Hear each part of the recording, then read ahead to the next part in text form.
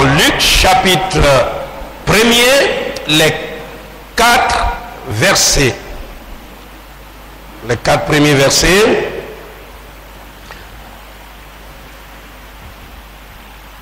Luc 1, du verset 1er au verset 4. Et je lis: plusieurs, ayant entrepris de composer un récit des événements qui se sont accomplis parmi nous, suivant ce que nous ont transmis ceux qui ont été des témoins oculaires dès le commencement et sont devenus des ministres de la parole. Il m'a aussi semblé bon, après avoir fait des recherches exactes sur toutes ces choses depuis leur origine, de te les exposer par écrit d'une manière suivie, excellent Théophile, afin que tu reconnaisses la certitude des enseignements que tu as reçus. Et nous retournons dans l'ancienne alliance, dans Ézéchiel 2:5 et ensuite Ézéchiel 33. Ézéchiel 2:5. Qu'ils écoutent ou qu'ils n'écoutent pas, car c'est une famille de rebelles, ils sauront qu'un prophète est au milieu d'eux. Le 33, le verset 33 dit aussi pratiquement la même chose.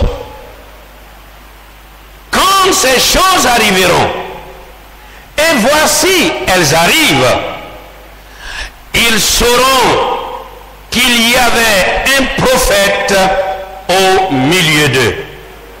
Puisse le Seigneur ajouter ses grâces et ses riches bénédictions à sa parole pour le bien de nos âmes dans le nom de Jésus. Donc aujourd'hui cette troisième intervention qui est intitulée environné d'une si grande nuée de témoins. Environné d'une si grande nuée de témoins.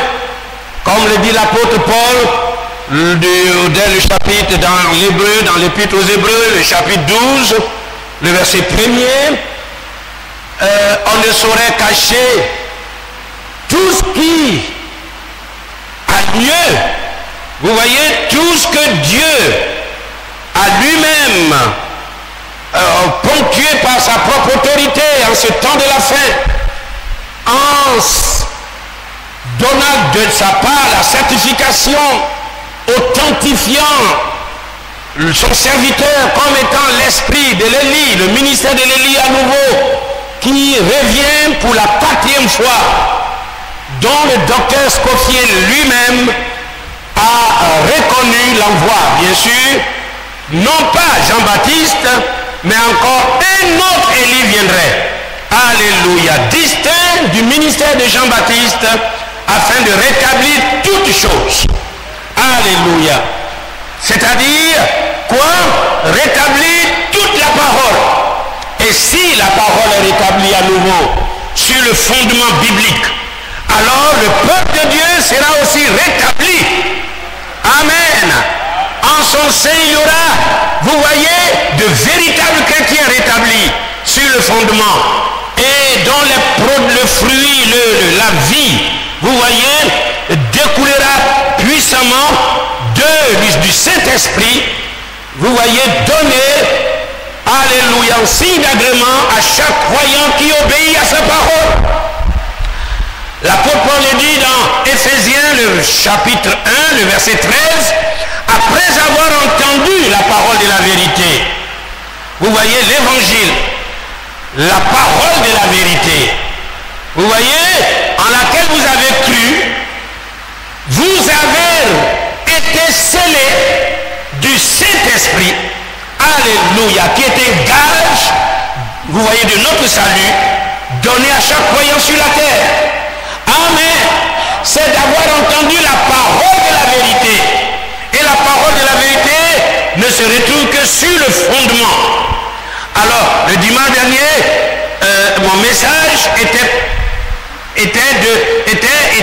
était basé sur le fondement sur lequel nous a ramené l'esprit de l'Élie aujourd'hui à notre jour. Bien sûr. Et le fondement, c'est ce que Paul a dit. C'est ce que Pierre a prêché. Alléluia. C'est ce que les apôtres ont prêché. Ils ont prêché, ils n'ont pas prêché une trinité de Dieu. Ils ont prêché l'unicité de Dieu. Toute la divinité était en Christ. Alléluia. Alors Paul a dit sans contredit, le mystère de la piété est grand. On ne peut contredire qui que vous soyez. Alléluia. Il dit les églises de Dieu n'ont pas cette habitude de discussions inutiles. Car tous ceux qui sont de Dieu nous écoutent. Alléluia. Eux, ils étaient la référence. Alléluia. Ils avaient la parole agréée de Dieu. Amen. Celui qui n'est pas de Dieu ne nous écoute pas. C'est par là qu'on voit l'esprit, vous voyez, de la vérité et celui de l'erreur. Amen. Donc, la référence, c'est le fondement posé par les apôtres et les prophètes de Jésus-Christ. Jésus-Christ lui-même étant la pierre angulaire. Alléluia. Vous ne pouvez rien faire sans lui. Parce qu'il est la pierre de fondement. Alléluia. Il est la pierre angulaire qui s'élève depuis le fondement. Amen.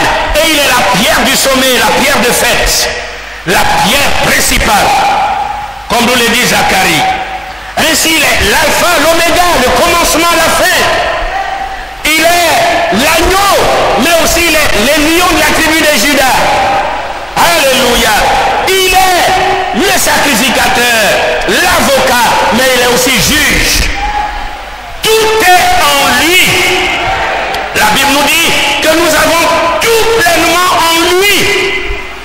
Ceux qui recherchent, vous voyez, d'autres dieux en dehors de Christ, vous voyez, s'aventurent dans une forme d'idolâtrie. Ils deviennent idolâtres. Et les apôtres ont conclu cela par la bouche de l'apôtre Jean, selon 1 Jean chapitre 5, le verset 20.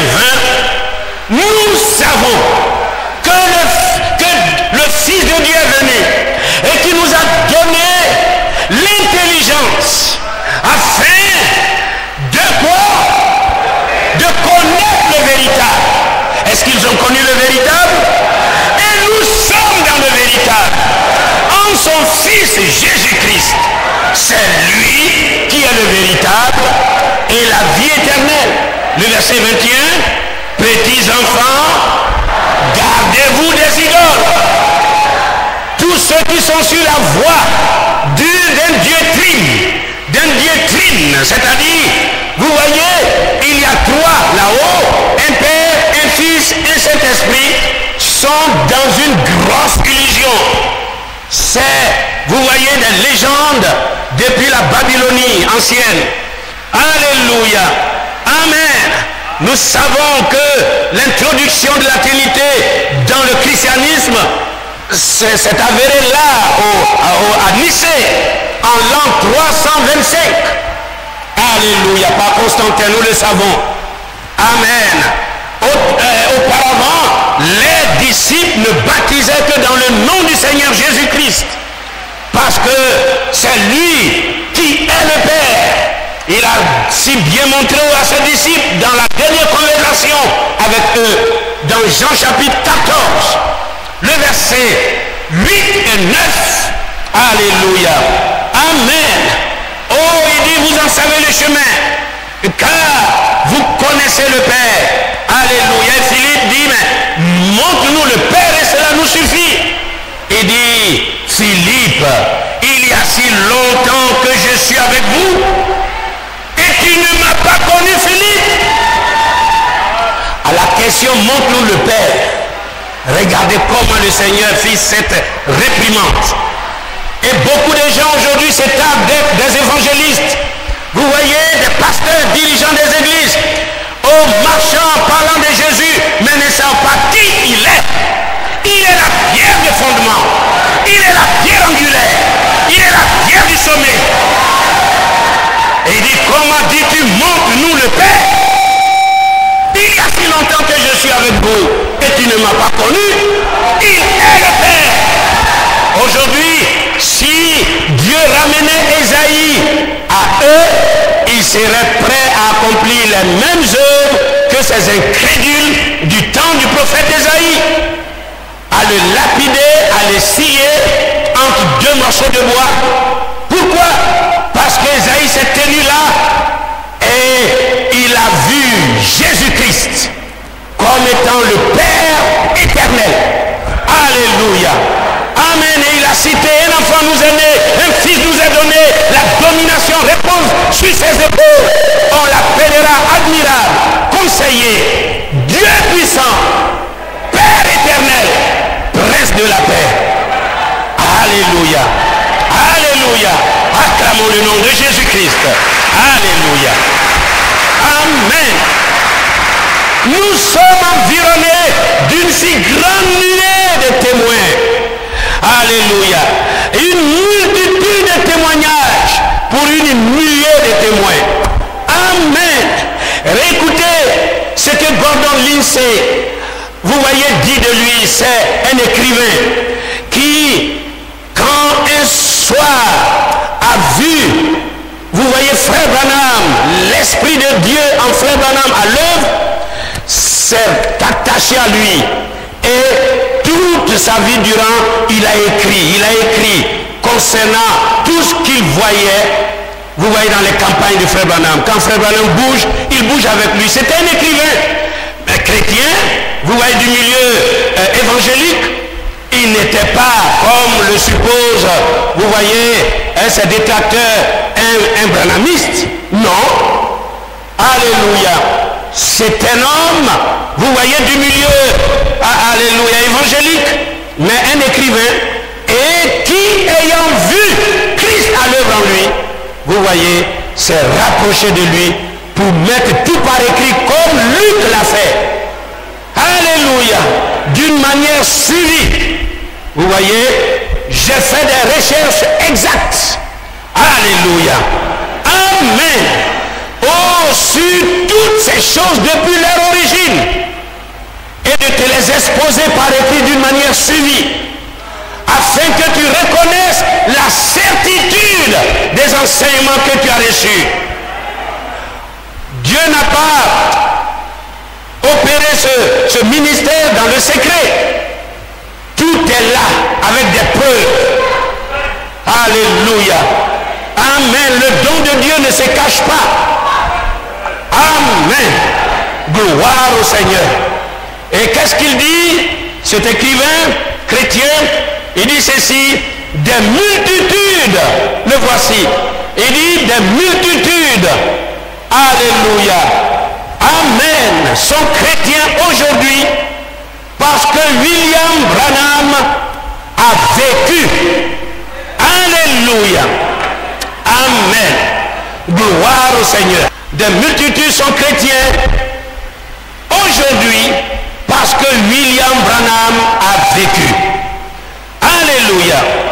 Nous ne serons ici dans notre intervention, alléluia, faire l'inventaire de, alléluia, et prétendre ici faire l'inventaire de tous les témoignages, de tous les signes que Dieu a produits au travers de ce ministère incontournable. Alléluia. Tant, vous voyez, Dieu l'a confirmé à maintes reprises, tant et tant de fois, comme étant celui qui révèle Jésus-Christ à nouveau. Alléluia. À nouveau dans ces derniers âges. William Marion Branham est l'envoyé de Dieu pour la pluie de l'arrière-saison. Pourquoi? Afin d'amener la maturation de la sémence grain, de la parole originelle. La sémence grain, c'est bien, vous voyez, que vous retrouvez au sommet de la plante. Vous voyez, c'est la sémence originelle qui a été mise en terre. C'est ça qui se retrouve au sommet. Alléluia.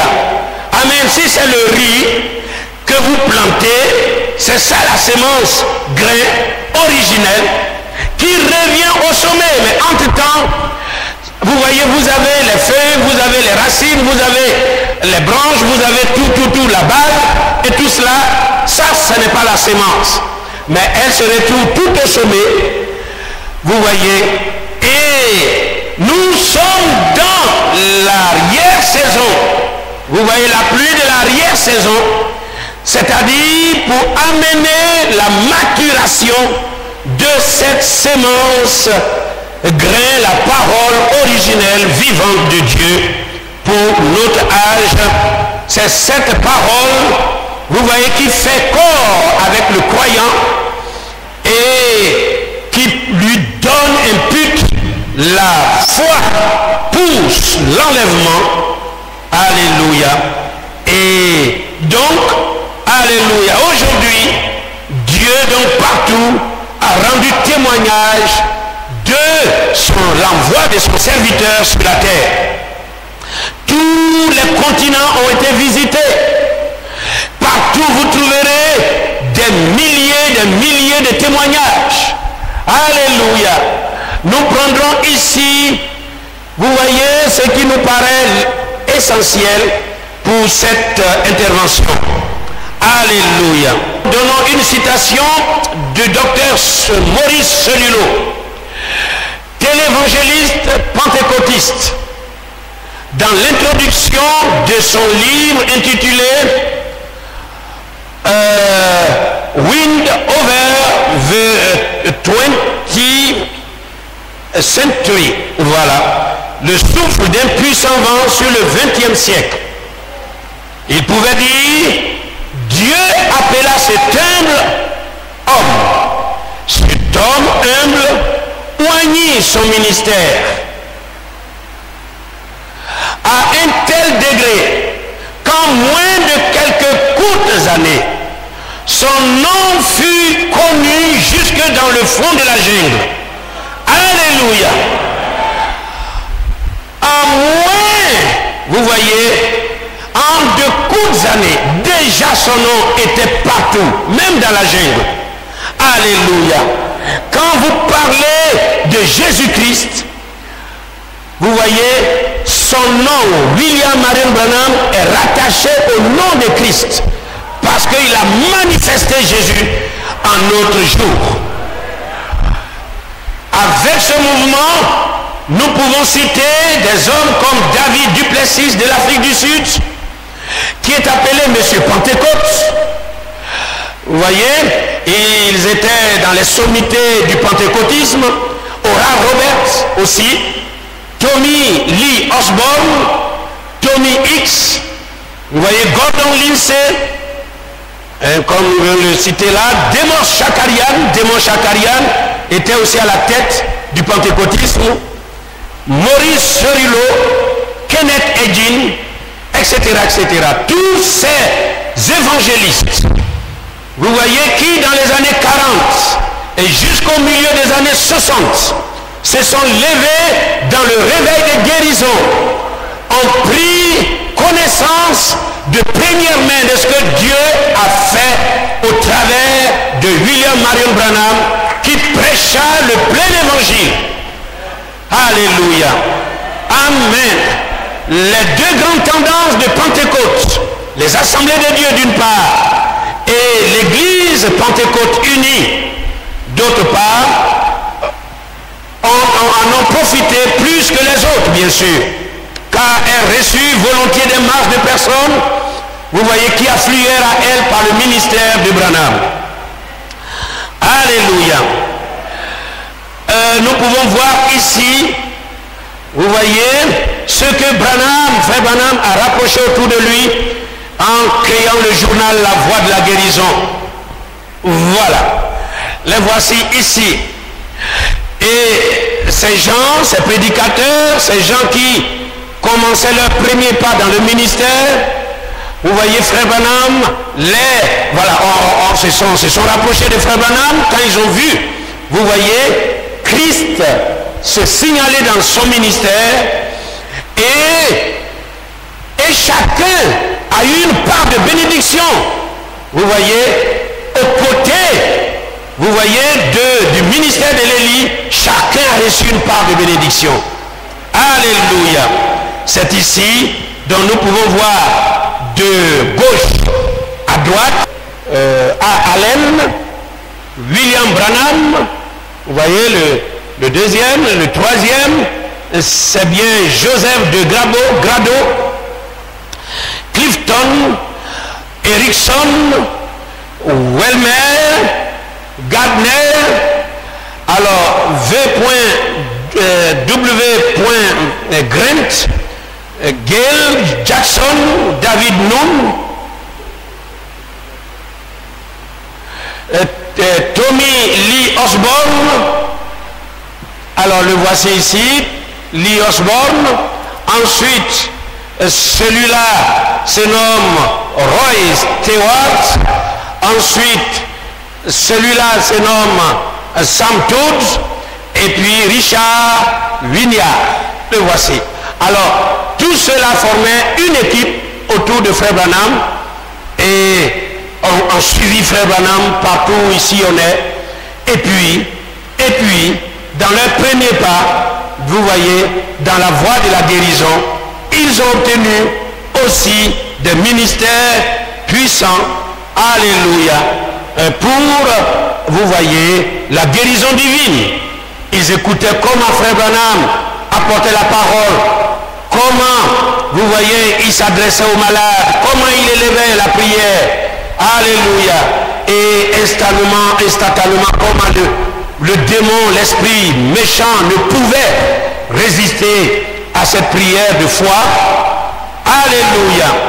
Et chacun a pris part, vous voyez, de la bénédiction qui reposait sur William Marion Branham. C'est pourquoi, quand nous avons, vous voyez ici, parlé concernant celui que Dieu envoie. Alléluia. Amen. Il faut absolument, vous voyez, prendre garde parce que votre vie aura le reflet, aura l'orientation si vous avez reconnu exactement celui que Dieu a envoyé. Amen. À commencer par Jésus-Christ, ensuite par ses prophètes, ses apôtres, et même le juste au milieu de nous. Alléluia. Si vous le reconnaissez comme tel, comme votre frère, et vous marchez dans cette voie commune, dans ce salut commun, vous êtes en bénédiction l'un pour l'autre. Alléluia. Celui qui reçoit un prophète en qualité de prophète recevra une récompense de prophète. Alléluia. Amen. Amen. Si Frère Branham, ici donc, a exercé par des forces, exerce donc par des forces ténébreuses et occultes, comme le suppose, vous voyez, ces détracteurs, ces ministres de Dieu, Oral Roberts, A. Allen, Tommy Osborne, Tommy Hicks, de même que tous les pasteurs pentecôtistes, Demos Chakarian, Duplessis, et Baptiste, Assemblée de Dieu, etc., qui collaboraient avec lui, seraient tous trempés dans l'occultisme. À Chicago, il a rencontré une horde de 300 pasteurs qui ne put le contredire sur la doctrine biblique. Cette horde a-t-elle été vaincue par un occulte? Alléluia. Amen. C'est que vraiment, il n'existe pas de chrétiens alors sur la terre. Si Frère Branham est un occulte et que vous voyez tous ces hommes ont été complètement soumis, alléluia, à la véracité, à la vérité, vous voyez, intrinsèque non seulement de son ministère mais aussi de la doctrine qu'il prêchait. Donc, vous voyez, c'est que vraiment, hein, quel est donc ce diable, ce démon qui peut se trouver en William Marion Branham, qui manipule droitement la parole de Dieu avec un tel amour, une telle simplicité, une humilité déconcertante. Alléluia. Quel est ce diable, ce démon donc? Ah, vraiment, il n'est pas donc, vous voyez, étrange. Alléluia. Car Christ lui-même ne fut-il pas traité de faiseur de miracles par Belzébuth? Aussi prévient-il, s'ils ont appelé le maître de la maison Belzébul, à combien plus forte raison, alléluia, appelleront-ils aussi les gens de sa maison? Dans Matthieu 10, 25. Alléluia. Ainsi, écoutez attentivement, nous revenons là, comme l'apôtre Paul, parce que l'apôtre Pierre plutôt, qui a reçu les clés du royaume et qui a prêché d'abord aux Juifs, ensuite, vous voyez, aux Samaritains qui sont une race mélangée, les demi-juifs, et ensuite aux gentils, à Corneille, alléluia, c'est-à-dire aux païens, va donc saluer tout cela de loin jusqu'aux extrémités de la terre. Vous voyez, il va reconnaître cela. Il va dire, à vous qui, dans 1 Pierre 1, 5, à vous qui, par la puissance de Dieu, êtes gardés par la foi pour le salut prêt à être révélé dans les derniers temps. Alléluia. Ou au dernier temps, version Darby. Amen. L'apôtre Pierre reconnaît que Dieu mettra un cachet spécial. Vous voyez, au plan du salut. Amen. Dans le dernier temps. Au dernier temps, il enverra, vous voyez, l'Élie qui rétablira à nouveau toute la parole et qui amorcera bien sûr le message de la pierre de fête. Parce que non seulement ce messager va ramener le fondement originel, alléluia, il aura toujours deux choses en ramenant d'abord pour que vous soyez chrétiens, revenez sur le fondement d'abord, alléluia, sinon vous n'êtes pas chrétien, amen. Et ensuite il aura charge à, vous voyez, élever le peuple dans une dimension jusqu'à atteindre la pierre de fête, la pierre du sommet. Alléluia. Alléluia. C'est pourquoi sa tâche est vraiment dure et difficile. Mais quand Dieu lui a dit que tu révèles, vous voyez comme nous le voyons là dans Apocalypse 17, mais à la voix du 7e ange messager, dans Darby il a dit au jour de la voix du 7e ange, vous voyez, tout le mystère de Dieu sera révélé. Dans d'autres versions il a dit complété ou dévoilé. Tout le mystère de Dieu. Alléluia. Le mystère de Dieu, c'est toute la parole de Dieu. La Bible nous dit tout le mystère. Tout le mystère de Dieu. Alléluia. Alors, il a montré, sera complété ou dévoilé. Dans version Derby, il a dit terminé. Alléluia. Il n'aura plus quelqu'un d'autre. Vous voyez, il n'aura plus à dévoiler quoi que ce soit. Aujourd'hui, nous ne prêchons que la révélation donnée à l'Élie selon Malachie 4, 5, 6. Voilà ce que consiste le témoignage, la prédication ou l'évangélisation du temps de la fin. Amen. Pourquoi? Parce que tout le mystère sera terminé. Gloire au Seigneur. Et quand les apôtres ont su ça, ils ont salué ça de loin. Alléluia. Amen. Au temps des rafraîchissements de toutes choses. Dans Actes chapitre 3, le verset 19, oh là aussi, ils étaient tous réunis là, ils ont dit, oh, alléluia, le ciel gardera le Seigneur jusqu'au temps du rafraîchissement et du rétablissement de toutes choses, avant que, vous voyez, le Seigneur ne descende. Amen. Le ciel gardera le Seigneur Jésus jusqu'à ce que nous rentrions dans le rafraîchissement de toutes choses. Le temps du rafraîchissement, du rétablissement de toutes choses. N'est-il pas merveilleux? Ils ont salué cela de loin. C'est comme Abraham qui vivait dans les tentes. Dieu l'avait enrichi, lui a donné toute bénédiction. Amen. Il a maintenant une propriété. Dieu lui a fait voir ce que, vous voyez, son héritage et sa bénédiction, vous voyez, matérielle, naturelle, financière, etc., etc. Il a reçu ça. Abraham a terminé, vous voyez, tout son cursus et il était un bon élève. Alléluia. Amen. Mais il a vu aussi la cité qui a des solides fondements, dont Dieu était l'architecte et le constructeur. Et là, il a salué aussi cela, parce que c'est là qu'il serait pour toute l'éternité, avec toute la descendance en Jésus-Christ. Alléluia. Non seulement Dieu vous donne quelque chose sur la terre, mais Dieu vous donne, vous voyez, la cité céleste aussi. N'est-il pas merveilleux? Et les apôtres, oh, ils étaient heureux de voir le salut est accompli en leur jour. Amen. De recevoir d'authentiques baptêmes du Saint-Esprit. Oh, de recevoir d'authentiques dons, d'authentiques ministères. Mais ils ont salué cela de loin.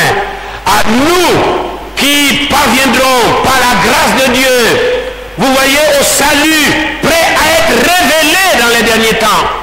Amen. Est-ce que vous comprenez cela?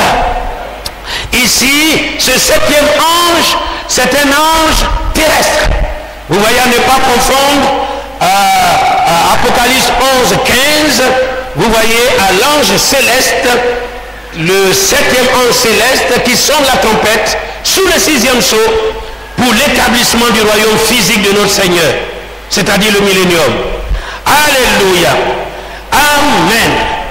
Maintenant, écoutez, dans cette lancée, Jésus monte dans Luc 17, 30. Il dit, il en sera de même le jour où le Fils de l'homme sera révélé. Dans cet évangile, dans le même chapitre de Luc 17, il a dit, oh, et dans Matthieu 24, il a dit, vous désirerez voir un des jours du Fils de l'homme. Vous désirerez voir dans le temps, dans le futur, un des jours du Fils de l'homme. Alléluia. Amen. Mais vous ne le verrez pas maintenant.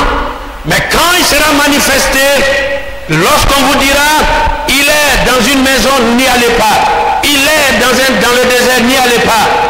Car comme l'éclair part de l'Orient et se monte en Occident, ainsi serait l'avènement du Fils de l'homme. Alléluia. Et cela parcouru d'est à l'ouest. Et aujourd'hui, en passant aussi par le sud. Alléluia. Amen. Tous les adorateurs en tout lieu. Vous voyez, c'est cela. L'avènement, c'est-à-dire du message, va parcourir le cursus solaire de l'est en ouest. Alléluia. Gloire au Seigneur. Amen. Or, à l'est, qu'est-ce qu'on prêchait? Vous voyez ces apôtres, ces disciples-là, ils ont prêché Jésus-Christ. Ils ont baptisé dans le nom du Seigneur Jésus. À l'ouest, cela se passera aussi la même chose. Alléluia. Amen. Le même évangile, le même message. Ils nous ont donné le relais. Vous voyez, les Paul, les Irénée, les Colombins, les Martin Luther et tout cela ont donné, vous voyez, le relais. Alléluia. Et nous les retournons maintenant de l'ouest, cela va retourner vers l'est. Alléluia. Et quand cela retourne vers l'Est, mes frères, tout est terminé. C'est fini. Alléluia. Amen. Amen. C'est maintenant au tour d'Israël. Maintenant, c'est notre tour. Et bientôt, ce sera au tour d'Israël, mais durant la tribulation. Et Élie et Moïse viendront à nouveau pour prêcher le même message. Ce n'est pas autre chose. Jésus-Christ est le même hier, aujourd'hui, éternellement. Amen. C'est lui le Yahvé, le Jéhovah de l'Ancien Testament. C'est lui le Jésus du Nouveau Testament. C'est tout ce que Élie et Moïse vont prêcher. Et l'écuménisme. Et tout cela s'assembleront, voilà, pour aller les combattre. Parce que c'est toujours la guerre spirituelle qui commence d'abord. Avant que l'Armageddon même, c'est la guerre spirituelle qui est transformée en guerre physique. Alléluia. Amen. Mais cela, que ce soit, vous voyez, dans le spirituel, que ce soit dans le physique, Christ aura le dessus. Il paraîtra dans une grande nuée de gloire. Alléluia. Son éclat resplendissant. Amen. Oh, ferait pourrir chaque corps, chaque chair. Alléluia. Tandis que ces militaires seront debout sur leurs pieds. Amen. Leur chair tombera en pourriture. Alléluia. Et de voir le même Jésus, le grand combattant, l'Éternel des armées. Alléluia. C'est lui, le Jéhovah, le Yahvé juré. Alléluia. N'est-il pas merveilleux? Et qu'est-ce qu'il dit? C'est cela. Alors je reprends. Cette prophétie a trait à l'avènement de l'ouverture de toute la Bible et à la révélation de toute la parole du Seigneur, car Christ est la parole, s'ouvrant à l'époux du temps de la fin, de l'âge dans le but de contracter la foi pour l'enlèvement. C'est alors que le signe du Messie, c'est-à-dire le discernement des cœurs et des pensées, selon Jean 4, 25, quand il rencontra la femme au puits, la femme a dit, mais ça c'est le signe du Messie. Quand il sera venu, il nous dira toutes ces choses. C'est lui qui va révéler les pensées des cœurs. C'est lui qui dira exactement ce que nous sommes. Il nous convaincra de péché. Frère Branham montre qu'aujourd'hui Israël ne sait pas qui est qui. Ils savent seulement qu'ils sont juifs. C'est tout. Mais ils ne savent pas de quelle tribu, voilà, chacun provient. Voilà, ils ne savent pas cela. Ils ne savent pas s'ils sont de Manassé, d'Éphraïm. Mais quand Jésus sera là, il dit, toi, voilà ta tribu. Toi, les 144 000 juifs, 12 000 par tribu. Il prendra le temps de les classifier. Et à nouveau, le sacerdoce va reprendre. Alléluia. Amen. Il faut que ce soit le Messie pour maintenant remettre cet ordre-là au sein d'Israël. Alléluia. N'est-il pas merveilleux? Amen. Et c'est ce qu'il fait, mes frères. Exactement quand il vous appelle et il vous confie une charge, un don, un ministère, ainsi il appellera, il fera l'appel des 144 000 juifs et il va classer toutes les 12 tribus. Alléluia. Chacun se reconnaîtra maintenant. Amen. Il apposera sur chacun d'eux le sceau de Dieu, le Saint-Esprit. Parce que c'est lui qui oint, alléluia, de l'Esprit. C'est loin. Il est le Saint-Esprit. Alléluia. Pleinement manifesté dans l'Église. Dans la future de l'épouse, il dit ceci. Jésus a dit que ça se répéterait de nouveau quand il serait révélé au dernier jour. La pierre de fête qui entre dans le corps. Il vient prendre les siens. Il est ici avec nous. Avant qu'il ne vienne, lui et ce ministère s'imbriqueront l'un dans l'autre. Voilà. C'est C'est-à-dire, Dieu, Christ va se révéler au travers du ministère de l'Élie selon Malachie 4, 5, 6. Alors chaque fois je reviens là-dessus. Pour que votre foi soit une fois pour toutes établie dans les choses que nous avons reçues. Alléluia. Parce qu'elle concorde textuellement la parole. Oh, c'est merveilleux. Alors quand vous écoutez les détracteurs, si vous êtes mal affermis, comme Pierre le disait de Paul, que Paul était le messager, Pierre l'a dit. Alléluia. Appelé pour les incirconcis. Et il donne dans ses interventions des choses difficiles à comprendre, dont ceux qui sont mal affermis tordent les sens et renversent la foi de plusieurs. C'est cela.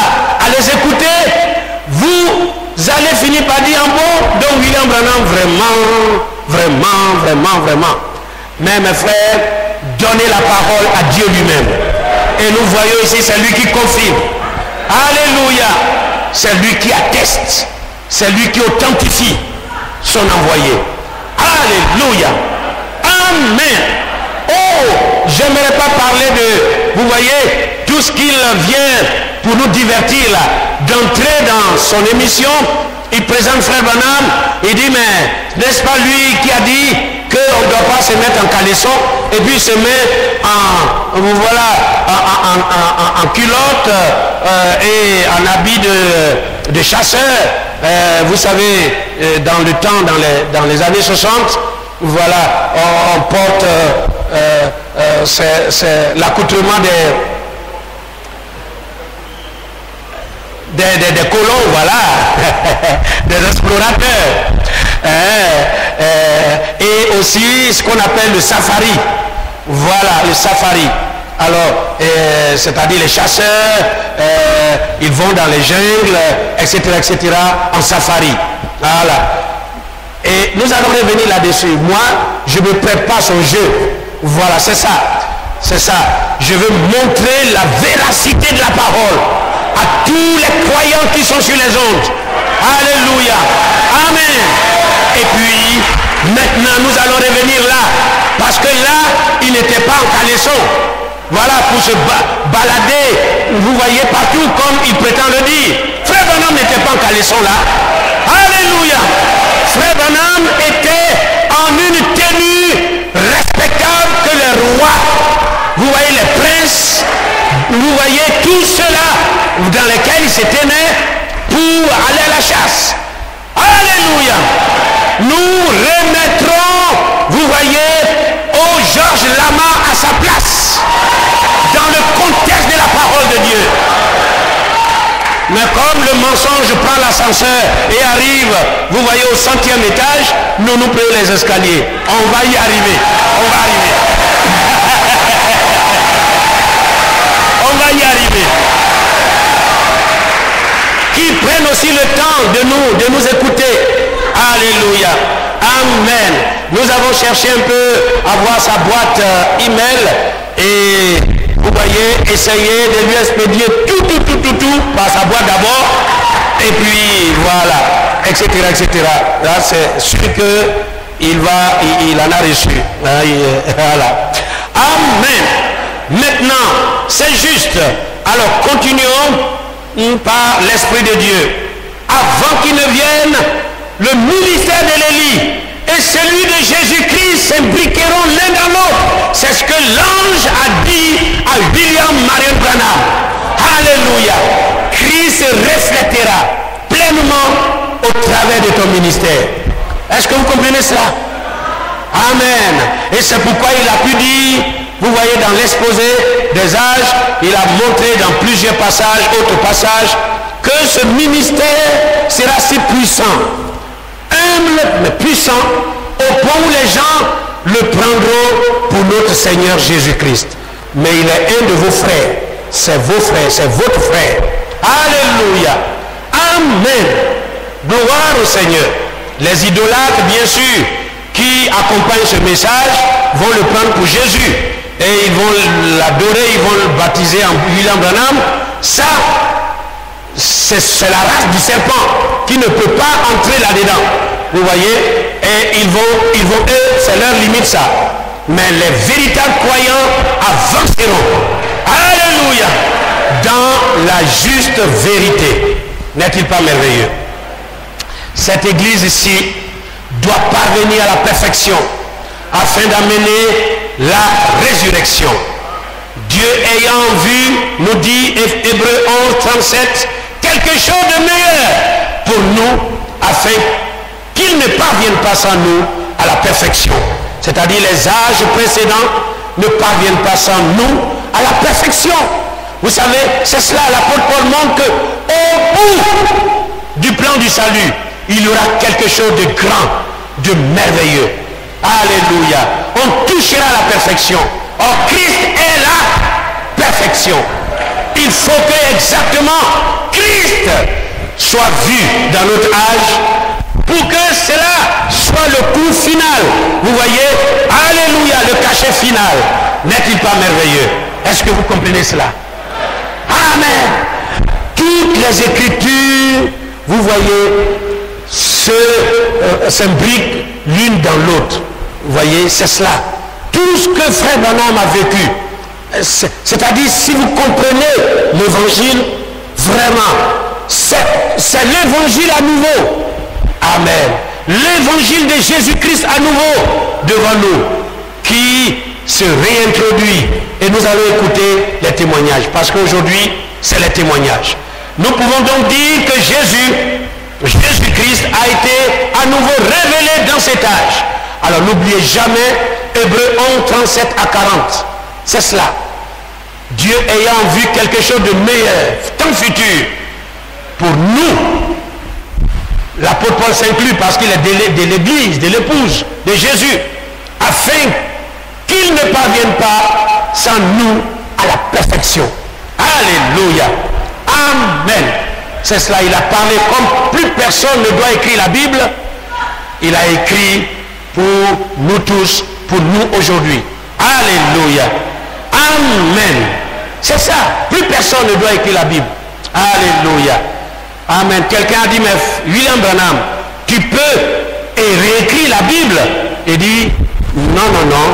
Elle est de manière définitive, pour toujours, écrite. C'est terminé. Alléluia. Oh, c'est merveilleux. Et c'est un tel homme qu'on critique, qu'on diabolise. Oh, mes frères. Alléluia. Amen. Amen. Alors, nous pouvons donc dire que Jésus-Christ a été à nouveau révélé dans cet âge ici. Qu'est-ce? Un fils de l'homme, un prophète de Dieu, c'est-à-dire un prophète de Dieu, a révélé le Fils de l'homme et a manifesté le signe du Messie dans notre âge. C'est cela. Alléluia. Écoutons les témoignages de Tommy Lee Osborne. Alors, les témoignages, c'est en des éléments filmés. Je vais donc dire exactement ce qu'il a dit sur cet élément filmé. J'étais populaire. Écoutez ce qu'il dit. J'étais populaire. C'est vrai, lorsqu'il avait côtoyé Frère Branham, et il est parti partout aussi, et Dieu accomplissait, vous voyez, de grands miracles, de puissants miracles. Osborne, vraiment, il a expérimenté la foi qui était en William Branham, et Dieu a déversé de grandes bénédictions. Il était populaire au point où il a créé une université, il a même une ville, un quartier entier, une ville entière était de son nom. Il avait, parce que là, les gens lui donnent l'argent, lui, il encaisse, il prend. William Branham lui déchirait les chèques et tout ça, les chéquiers et tout, mais lui, il prenait tout cela. Et puis il a érigé des monuments, une université, une école, voilà, et même un institut de recherche médicale et tout ça. Mais écoutez ce qu'il dit, j'étais populaire, j'ai réussi, mais j'étais vide. Mais quand j'ai vu Jésus, tout cela fané. Ça ne veut pas dire que je me suis tourné comme cela. Il n'y a pas à les blâmer. Il parlait des pentecôtistes. À cause de la façon dont j'ai été un pentecôtiste, c'était moi qui aspirais à la popularité. Mais quand j'ai vu Jésus, toute ma vie a changé. J'ai su que Jésus était réel. Juste après cela, alors il a dit qu'il a prié et il a vu une vision de qui était Jésus-Christ.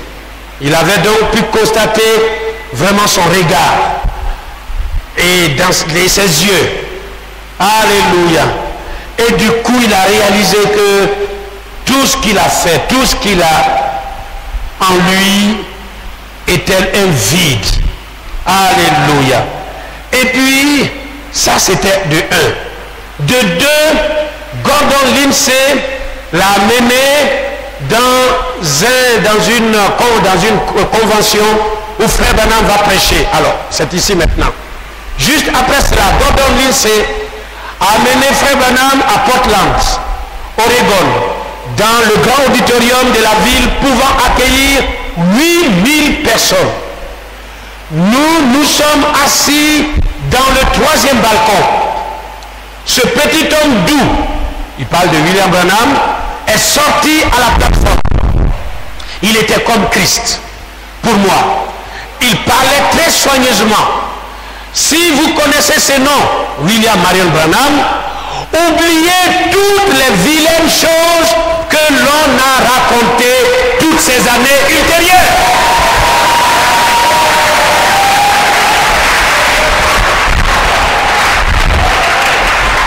Et c'est ce que nous disons à George Hamar et à tous les détracteurs. Suivez le conseil de Tommy Lee Osborne.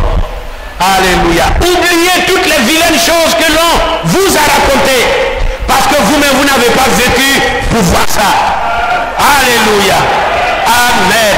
Voici quelqu'un qui a vécu avec Frère Branham. Amen. Et qui est un témoin vivant. Alléluia. Oubliez toutes ces vilaines choses que l'on a racontées toutes ces années ultérieures. Mais au moment où je l'ai connu, il a représenté Christ pour moi. Il a prêché tendre, mais ferme. Et quand il est arrivé à la prédication, des centaines de personnes sont venues et elles ont accepté Christ. J'aimerais bien être capable de faire cela. Puis il a appelé des malades. Des merveilleux miracles ont eu lieu pendant que nous regardions. J'ai eu ma vision pour la deuxième fois. Il dit encore pour la deuxième fois, c'est-à-dire il a vu Christ. Alléluia. Amen. Cette fois-ci en William Branham. J'ai vu Jésus dans cet homme. Je n'ai pas le temps de vous dire ce qui s'était passé. Il y avait là une fillette qui est née sourde-muette. Souvenez-vous que j'étais un pentecôtiste qui faisait des bruits. Nous avions peur des démons. Et si nous pensions que quelqu'un a un démon, nous étions prudents. Et la meilleure des choses à faire, c'était de crier sur lui, se liguer contre lui.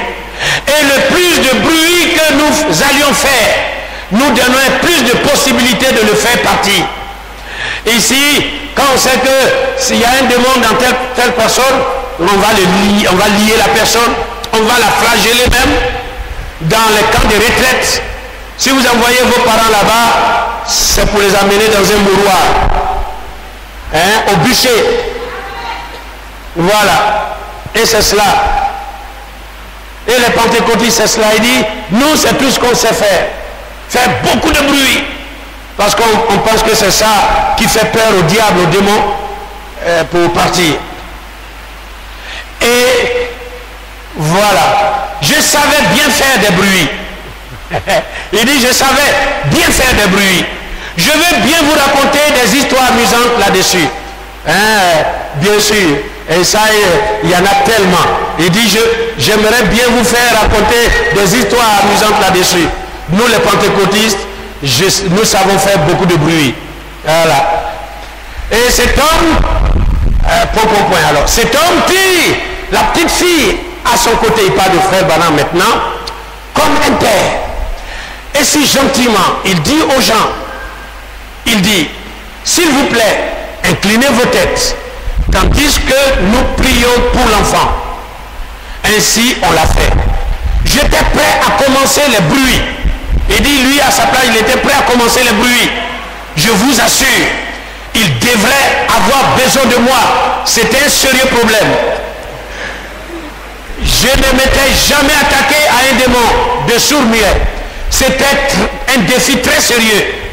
Vous pouvez imaginer combien mes batteries devraient être mises en marche. Oh là là, quelle affaire sérieuse. Cet homme, je n'ai jamais oublié sa prière. Une prière calme et ferme.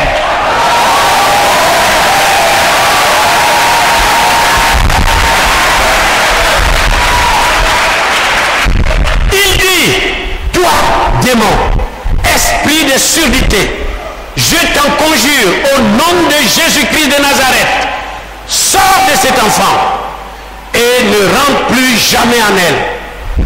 Silence. C'est cette phrase, silence. Waouh! Émerveillé. Et j'étais au froid. Nous allons travailler sur cette affaire maintenant. Et savez-vous ce qu'il a fait après cela? J'étais choqué. Il dit, audience, vous pouvez lever vos têtes maintenant. Le démon a quitté l'enfant et elle va bien maintenant.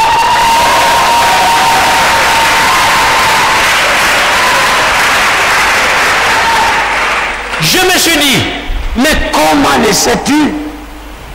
Mais nous n'avions même pas encore fait de bruit. Oh là là! Et l'enfant était guéri. J'ai vu Jésus dans cet homme. Alléluia! Il dit, faites-moi confiance, mes amis. Cet évangile est vrai. Quelle est la portion de sa grandeur en toi? Élargis-le, déploie-le.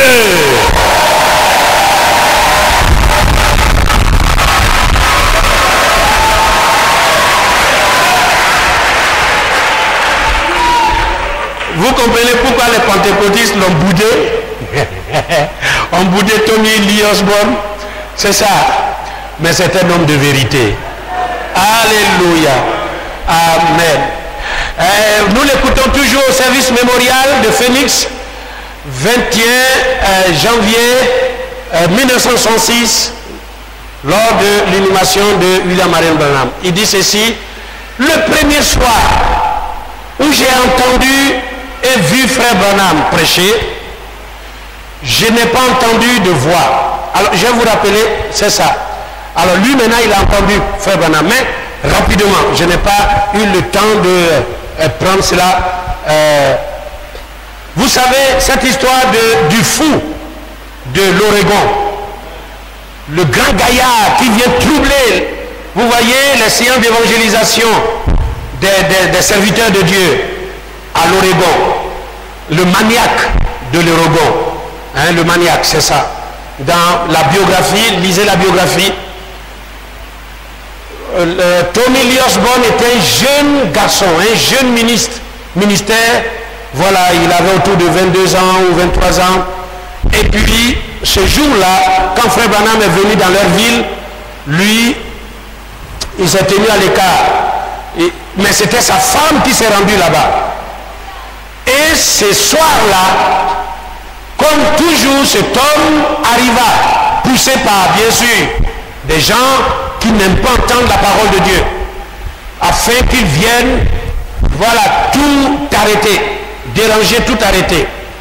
Et il vint, et il entra, les huissiers n'ont pas pu l'arrêter, ou plus ou moins ils essayaient de l'arrêter, et tout cela attirait l'attention de la foule et tout, et frère Branham a dit, laissez-le tranquille, laissez-le. Alors il proférait des menaces, des insultes, des injures à l'endroit de Frère Branham, hein, le taxant d'imposteur qui est venu ici pour voilà, mentir encore, etc., etc., etc. Tu es un imposteur et tout cela. Et il s'approchait au fur et à mesure, alors que Frère Branham venait de chanter, tout l'auditoire venait de chanter, tout est possible à celui qui croit. Ne crains point, crois seulement. Et celui-là vient, regardez l'atmosphère. Alléluia. Ainsi, il s'avança à près de 2 mètres, 3 mètres, 2 mètres du serviteur de Frère Branham, du serviteur de Dieu.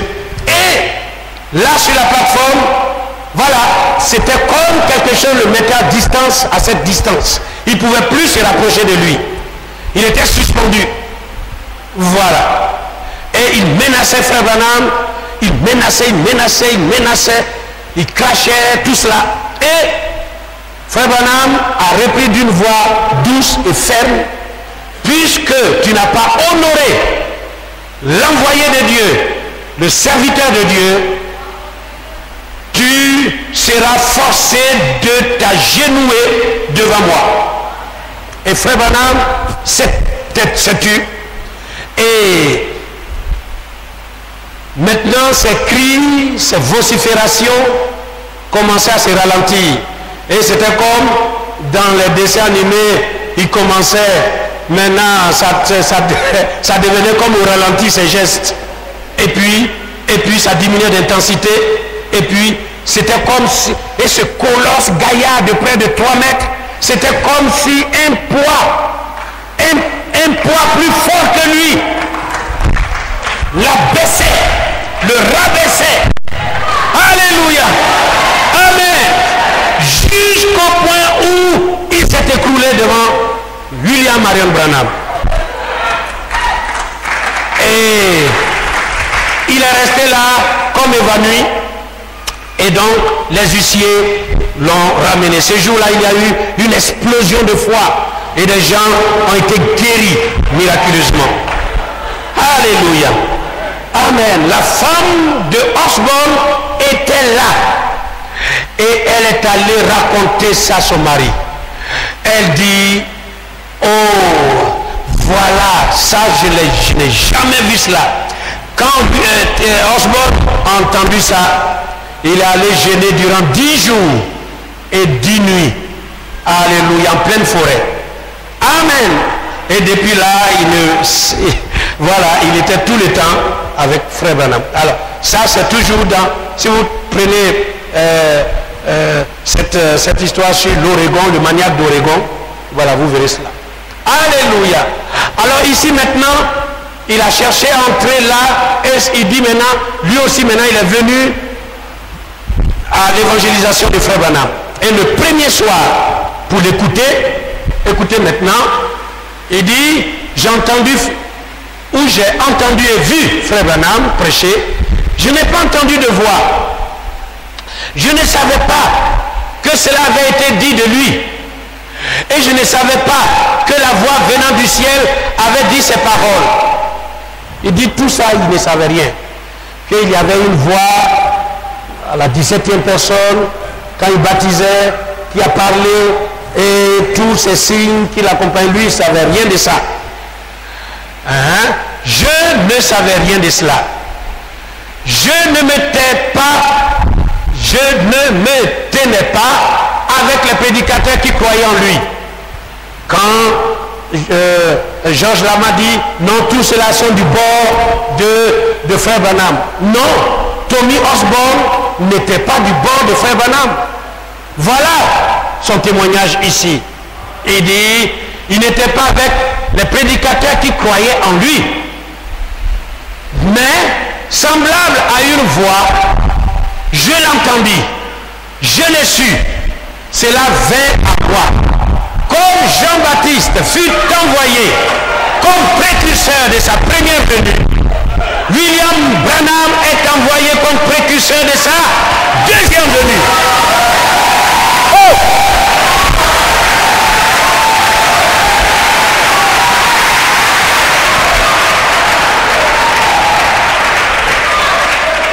Et tous les élus reçoivent cette même voix. Alléluia. Ce n'est pas seulement 1933, mais quand vous l'écoutez, vous trouvez que c'est celui-là qui est venu pour préparer la seconde venue de Christ. Alléluia. Alléluia. Oh mes frères, ces choses-là, quand on revient à nouveau là-dedans, ça me fait tellement de bien. Ça me fait tellement de bien. Ça vous fait du bien, n'est-ce pas? Alléluia. Amen. Il dit, j'étais un jeune prédicateur, inexpérimenté. Je n'étais pas un théologien. Je ne connaissais pas les Écritures. Pourquoi j'ai connu cela? Je ne sais pas. Je dis, merci Seigneur, j'ai saisi. Voilà. Cela ne prie pas 10 soirs, seulement un soir. Alléluia. Cette génération cherche un signe, un autre signe, un autre et encore un autre. Un, c'est assez. Un, c'est suffisant. Dieu voulant pour être sûr que nous ne faillissions point dans la connaissance de l'immuabilité de son alliance, le fit à nouveau en ce 20e siècle. Cette génération destinée à le ramener. Cette génération doit savoir, cette génération doit être inexcusable, car à cette génération, cette tâche fut donnée. Alors, il envoya un vase humain particulier entouré de signes surnaturels pour attirer l'attention et pousser cette génération perverse à regarder, réfléchir et chercher, penser.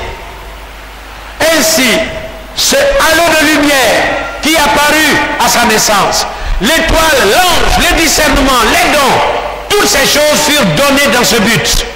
Pourquoi? Pour nous montrer Dieu à nouveau. Pour répéter ce qu'il nous montra en Jésus-Christ. Quand il vint dans la chair. Et pour le rappeler une dernière fois. Comme Jésus, frère Branham, redémontra la chose même qui fit croire aux hommes que le vrai Messie était venu. Alléluia. Il était un voyant. Il voyait, il vivait dans les deux mondes. Le visible et l'invisible en même temps. Et transcendait les deux pratiquement tout le temps. Jésus dit, mon Père travaille et je travaille. Le Fils ne peut rien faire de lui-même. Il ne fait que ce qu'il voit faire au Père. Et voici que vient Frère Branham en ce 20e siècle. Et il agit exactement de la même manière. Les foules venaient de partout, toujours. Pourquoi? Parce que c'était une génération qui avait oublié ce qu'était Dieu. Nous allions à l'église, nous avions nos réunions sous la tente, mais nous avions oublié, nous voulions le voir. J'étais seul, j'étais un prédicateur, j'étais sincère, je priais pour les malades, j'étais loyal envers mon organisation, mais j'avais oublié. Nous faisions du mieux que nous pouvions. Cela me fut dit par des hommes qui, j'en suis sûr, étaient aussi sincères qu'ils pouvaient l'être, mais ils avaient oublié. J'étais allé en Inde, je voulais aider les gens, mais quand j'ai rencontré les hindous et les musulmans, je ne pouvais gagner, car ils disaient, votre Bible n'est pas la parole de Dieu, notre Coran est la parole de Dieu. Jésus n'était pas son fils, Jésus n'était pas son fils, Jésus n'était pas son prophète, Mahomet est son saint prophète. Je ne pouvais prouver qui était juste. Il avait un livre noir et j'avais un livre noir. Le mien était la Bible, le leur était le Coran. Quel était le bon? Il croyait le leur, je croyais le mien. Mais il n'y avait pas de preuve. Je rêvais à la maison et j'entendis un sermon intitulé « Si vous voyez Jésus, vous ne serez plus jamais le même ». Je le vis le matin suivant dans une vision et ceci changea ma vie. et me prépara pour ce que Dieu avait mis sur ma route, l'homme de Dieu. J'avais vu le Seigneur et aucun homme ne peut dire ce qui arrive quand cela prend la place. Je savais qu'il était vivant. Peu de temps après, on eut une convention et Frère Branham vint à Portland, dans l'Oregon. Notre convention devait se dérouler, j'étais le pasteur hôte, le secrétaire du district. Mais je devais partir, aller voir l'homme de Dieu. Ma femme y alla et elle me raconta ce qu'elle avait vu. Je devais y aller. J'étais assis là, dans le 3e balcon du Civic Auditorium de Portland. Ce petit homme de Kentucky vient et se tint devant le micro avec sa Bible serrée contre lui et prêcha. Quel merveilleux message! Si simple, il avait un langage des montagnes, mais il était de Dieu. Dieu était en lui. Je le savais. Il expliquait des paroles de Dieu et agissait comme si elles étaient toutes vraies, aussi vraies maintenant que jamais. C'était le don de Dieu à une génération. Cela ne me vint pas à l'idée que c'était ce que je devais posséder. Mais tout ce qu'il fit, discernant les pensées et les besoins des gens, me démontrait Jésus en action. Je vis Jésus ce soir-là dans une forme humaine appelée William Branham. Alléluia. Alléluia. Je voyais Dieu à l'œuvre dans un montagnard de Kentucky. Je voyais la parole de Dieu, la parole vivante qui ne peut être brisée, montrée sur la plateforme. Je ne vis pas un signe que je désirais. Je voyais que Dieu vivait aujourd'hui. Ainsi nous dit où aller vers quelque chose. Cela ne dit pas voyez le signe, je suis le signe. Quel bien est-ce que cela pourrait faire? Le signe pointait. Mais vers quoi? Comment est-ce que mes frères prédicateurs pouvaient voir et ne pas comprendre? Comment pouvait-il dire que cet homme était un démon? Comment pouvait-il dire que ce n'était pas de Dieu? Comment un homme, un membre de l'église ou un chrétien peut-il voir cela et ne pas croire? Ça, c'est vraiment l'interrogation. Comment quelqu'un qui se dit chrétien peut voir ça et ne pas croire? Alléluia. Et attribuer ça à un démon. Le signe est venu. Cela ne se répétera pas. Plusieurs vont le réclamer. Plusieurs vont le chercher. Plusieurs vont démontrer leur signe. Mais cela ne se répétera pas. C'est cette génération qui est préordonnée de Dieu pour ramener le roi. Nous avons eu notre répétition. C'est aussi vrai qu'il a marché avec nous, mais d'une manière extraordinaire. Frère Branham était entouré de signes surnaturels pour pointer à nouveau vers cela. Oh Dieu, puissent mes frères chrétiens ici entendre ce qu'il aura à leur dire ce soir. Cela me montrait Jésus au travail. Cela ajusta ma foi en l'évangile pour mon jour. Ceci était le Saint-Esprit à l'œuvre devant mes yeux. Cela me démontrait la puissance du nom que j'ai reçu quand j'entrais dans la famille de Dieu. Ce nom qui est au-dessus de tout nom, dans les cieux et sur la terre. C'est ici un nuage se tenant là-bas. 10 ans, disait-il. Il priait ou parlait et ça s'en allait. Il le vit et nous en parla. Et Dieu a même permis à la caméra de le capter pour nos yeux incrédules. Il laissa une lumière apparaître et être photographiée. Que devons-nous? Que demandons-nous? Pourtant, devant la plus grande démonstration de Dieu dans la chair, qu'aucune génération n'ait pu contempler auparavant, l'homme est incrédule. J'ai dû donc faire point, sauter un peu. Alléluia. Comment est-ce que ça s'est accompli? Comment expliquez-vous cela? Tommy Ashbourne, lors de l'oraison funèbre, s'est tenu là, presque 1h30, 2 heures de temps, pour parler de ce que, rendre témoignage de ce que Dieu a fait au travers de William Marion Branham. Alléluia. Il dit, il ne pouvait pas expliquer comme cela avait vraiment ce qui se passe au niveau de ses frères, ses soi-disant chrétiens, qui réunissent là. Comment est-ce que ça s'est accompli? Comment expliquez-vous cela? Et les 10 000 miracles que nous vîmes, comment expliquez-vous cela? Bien sûr, je le regardais alors qu'il se tenait là et discernait les pensées des gens. Il pensait qu'il était un diseur de bonne aventure, qu'il lisait leurs pensées ou qu'il utilisait un autre truc. Hein? Et il leur tournait le dos. Mais il leur tournait le dos et il leur prophétisait 3 soirs de suite. Il le fit à Tulsa. C'est la parole vivante que nous avons contemplée et nous avons vu sa gloire parmi nous. Nous témoignons cette dernière génération par des signes et des miracles surnaturels préordonnés de Dieu. Cela croisa notre sentier pour nous, monter la parole qui demeure éternellement et qui ne peut être changée. Cela est à jamais réglé dans le ciel. Cela est invincible. Cela ne peut être altéré. Certainement que Dieu voudrait que sans une autre pensée, nous le remercions pour le prophète, l'homme de Dieu, le signe du ciel, qui est venu pour nous donner la vie au crépuscule de cette génération. Alléluia!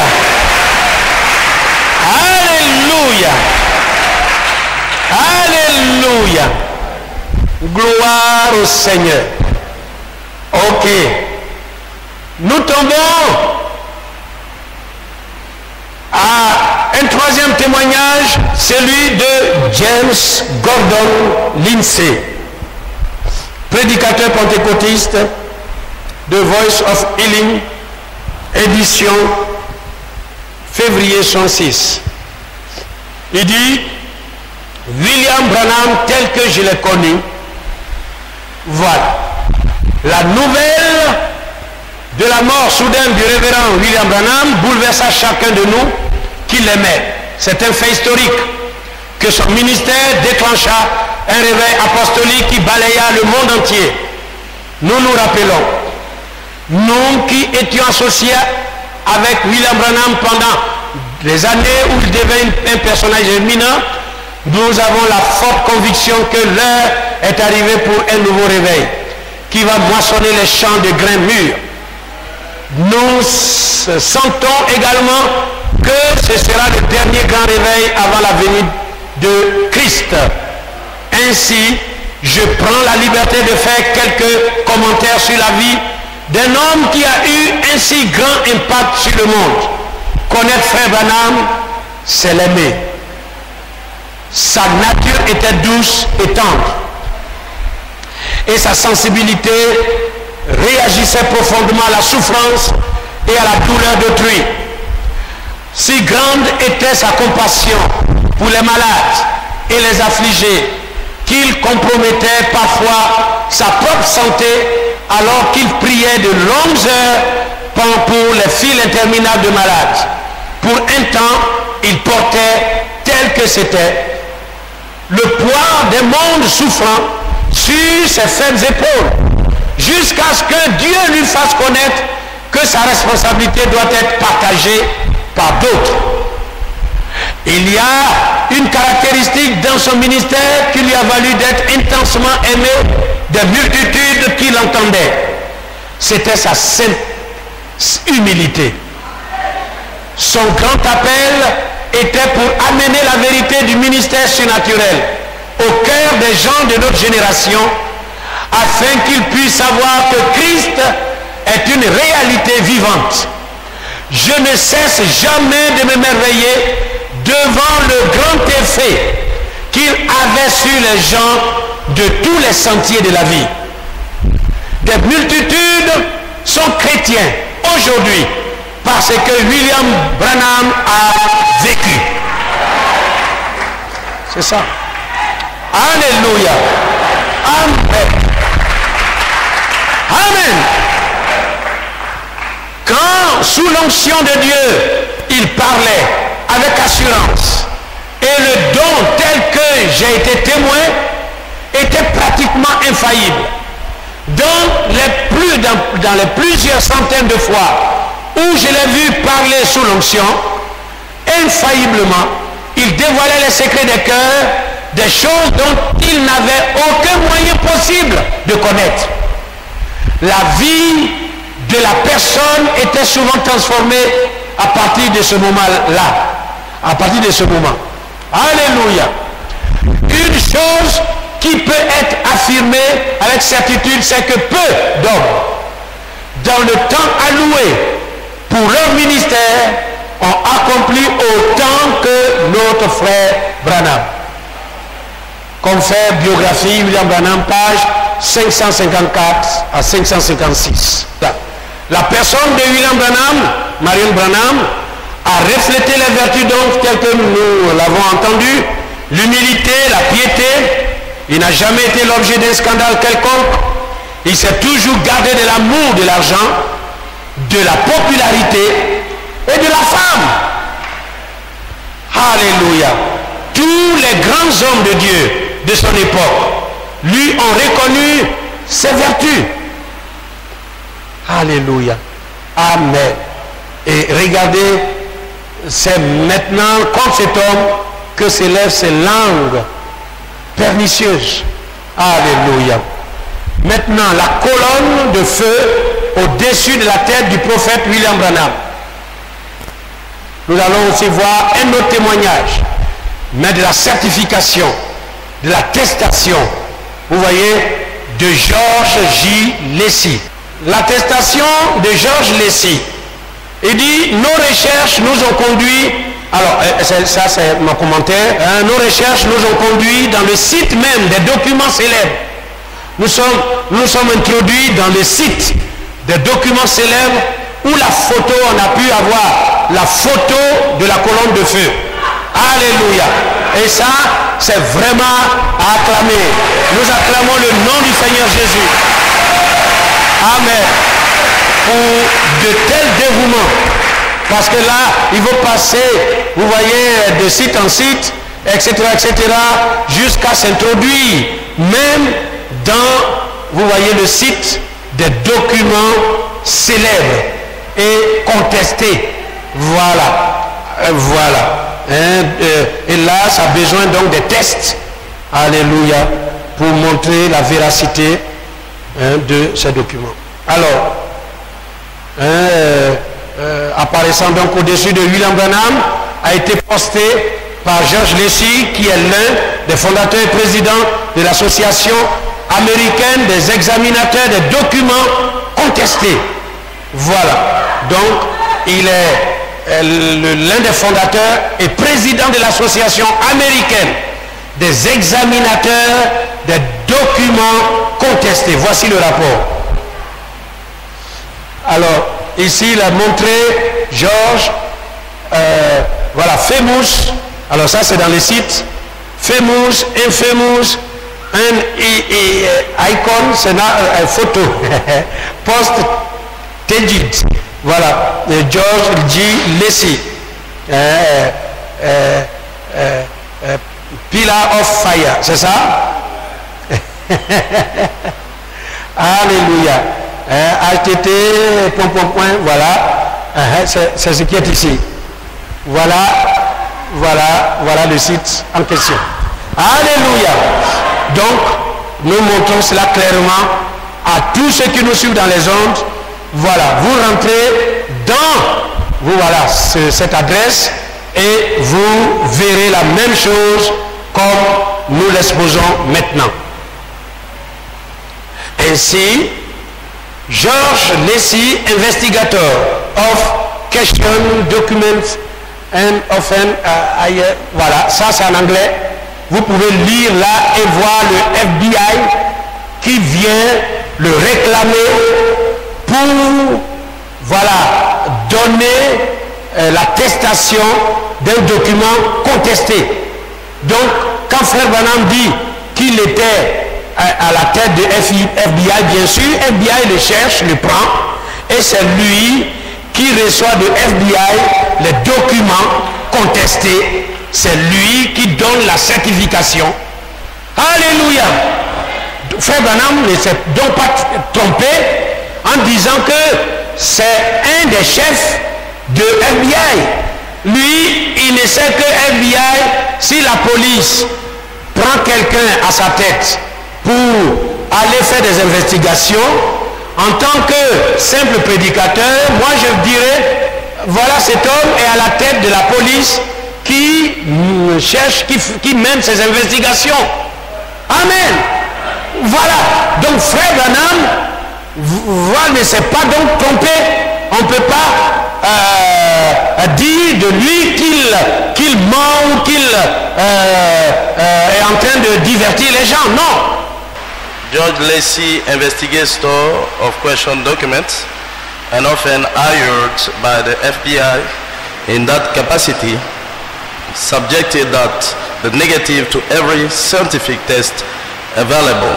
George Lacey, enquêteur sur les documents mis en question, les documents contestés, est très souvent employé par le FBI pour ce type de documents et pour tous les documents scientifiques. Donc je continue. At a new conference, he stated, à cette conférence-là, il a dit, to my knowledge, à ma connaissance, this is the first time, c'est pour la première fois, in all the world story, dans l'histoire du monde, that a supernatural being, qu'un être surnaturel, has been photographed, a été photographié, and scientifically vindicated, et scientifiquement démontré.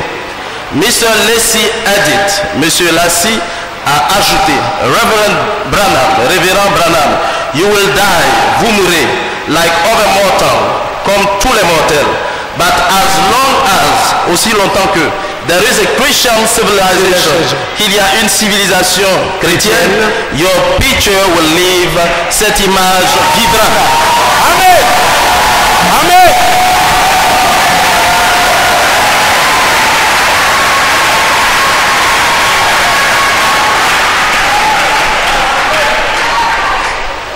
Alors, version anglaise, vers le bas. George Lacey, enquêteur des documents. C'est ça. George J. Lacey, enquêteur des documents contestés, est souvent engagé par le FBI à ce titre, a soumis les négatifs à tous les tests scientifiques disponibles. Lors d'une conférence de nouvelles, il a déclaré, et c'est ce que, à ma connaissance, c'est ce que nous venons d'entendre directement par les traducteurs, à ma connaissance, c'est la première fois dans toute l'histoire du monde qu'un être surnaturel a été photographié et scientifiquement justifié. Monsieur Lacey a ajouté, Révérend Branham, vous mourrez comme tous les autres mortels, mais aussi longtemps qu'il y a une civilisation chrétienne, votre photo vivra.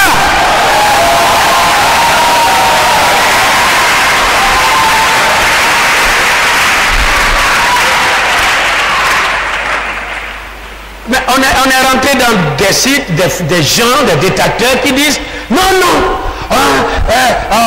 George Lacey n'a jamais dit des choses comme cela. Ils n'ont jamais, langue de serpent. Exactement, comme le Seigneur fustigea les pharisiens, les scribes de son temps. Serpent caché dans l'herbe.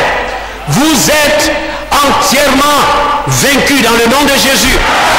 Et vous risquez le feu de la géhenne. Répentez-vous. Il vous faut réécrire. Voilà, dans votre site. Voilà, et demandez pardon à Dieu publiquement pour que ce péché vous soit pardonné. Alléluia. Entrez vous-même dans ces sites et vous verrez, il dit, oui, à ma connaissance. Ça, ce n'est pas un branhamiste qui a écrit. C'est George Lacey lui-même. Nous sommes rentrés dans le site des documents des femmes, des documents fameux, des documents contesté. C'est dans le site même. Alléluia. Et c'est lui, et vous voyez ça en bas, c'est écrit. À ma connaissance, c'est la première fois dans toute l'histoire du monde qu'un être surnaturel a été photographié et scientifiquement justifié. Il ajoute, Révérend Branham, vous mourrez comme tous les mortels, mais aussi longtemps qu'il y a une civilisation chrétienne, votre photo vivra. Voilà ce qu'a dit cet homme, ce grand quêteur américain. L'original donc de cette photo, et c'est ce que le commentateur dit, voilà, l'original de cette photo est conservé dans les archives du ministère religieux de l'Institut Smithsonian à Washington, D.C. Voilà où se trouve cette photo. Si vous allez là-bas, vous rentrez, vous voyez, dans cette pièce appartenant au ministère religieux de l'Institut religieux de l'Institut Smithsonian. Alors vous prenez ça. Un jour, si vous visitez Washington, arrivez à ça, voilà, à ces lieux, à Washington DC, et vous trouverez cette photo de William Marion Branham avec l'attestation, la certification de George Lacy, qui fut le grand quêteur en ce temps-là. Alléluia, merveilleux. Nous avançons. Nous avançons. Nous avançons. Est-ce que vous désirez que... Voilà. Pourquoi? Parce que son apparition prépare sa venue. Son apparition prépare sa venue. Or, nous voyons que cette photo-là était au milieu de la contestation. Nous sommes... voilà, c'était quand ils étaient en pleine contestation le vendredi. Nous cherchons le nom de ce grand homme. L'homme grand détail, c'est Bosworth, voilà, qui a dit, frère Branham, moi je vais m'occuper de ça. Et il était allé devant ce contradicteur baptiste qui le menaçait de poings et tout cela, des gestes. Et il lui a posé seulement une seule question, il n'a pas pu répondre. Alléluia. Amen. C'est cela, toujours, ayez gardé cette pierre dans votre gibecière contre tout détracteur et vous ferez tomber n'importe quel Goliath. Alléluia. Amen. Crois-tu que là-bas, la tribu de Yahvé-Jiré a-t-il été remplie par l'œuvre de la rédemption au calvaire par Christ? Point. S'il dit Yahvé-Jiré, oui, c'est accompli en Jésus-Christ, c'est fini. C'est que Yahvé Shama, Yahvé Sini, Yahvé Sekenu, hein, Jéhovah Jiré, tout, alléluia, Jéhovah Shama, hein, le Dieu El Gibor, et aussi concerne Jésus-Christ. Tout cela concerne Jésus. Alléluia. Amen. Son apparition prépare sa venue. Nous savons que le 28 février 1963, en Arizona, USA, là, 42 km d'altitude, apparaît cette nuée longue de 48 km environ. Jusqu'à ce jour, la science n'a pas d'explication rationnelle pour justifier ces phénomènes hors du commun. Seul le messager de cet âge, en relation ce jour même, quelques heures auparavant, avec une constellation de 7 anges disposés en forme de pyramide, venu lui apporter la révélation de 7 sceaux, a pu donner le lien. Voilà, voici donc ce nuage surnaturel à 42 km d'altitude. Là, aucun avion, même supersonique, ne peut atteindre là. Non, non. Les avions volent autour de 10 km, 11 km. Il ne peut plus avancer à 13, 14. Non, non, non, parce que là, ce n'est pas indiqué. Alléluia. Quand vous prenez un avion, bon, deux fois, vous voyez à quelle altitude il vole. Et puis, à 42 km, c'est au-delà de la stratosphère. Voilà. C'est-à-dire que là-bas, vraiment, il n'y a aucun nuage, normalement. Il faut que ce soit quelque chose de mystérieux qui soit à cette altitude-là. Alléluia. Amen. Et long de 48 km. Alléluia. Et donc, c'est Frère Branham qui a donc fait le lien et a montré que ce jour-là, très tôt le matin, il a reçu la visite de cet ange et à leur départ, dans le ciel, cela a formé ce nuage. Alléluia. Amen. Qui forme le visage de Christ, car, vous voyez, tout a été la révélation. Voilà, de Jésus-Christ en tant que quoi? S'il n'est plus le souverain sacrificateur ou l'avocat, il est maintenant juge. Le juge est à la porte, comme le dit Jacques, l'épître de Jacques. Alléluia. Alors nous avançons. Ici, nous pouvons donc être ramenés en arrière et trouver cela dans le Life Magazine à la page 112 de son édition du 17 mai 1963. Alléluia. Acclamons le nom de Jésus.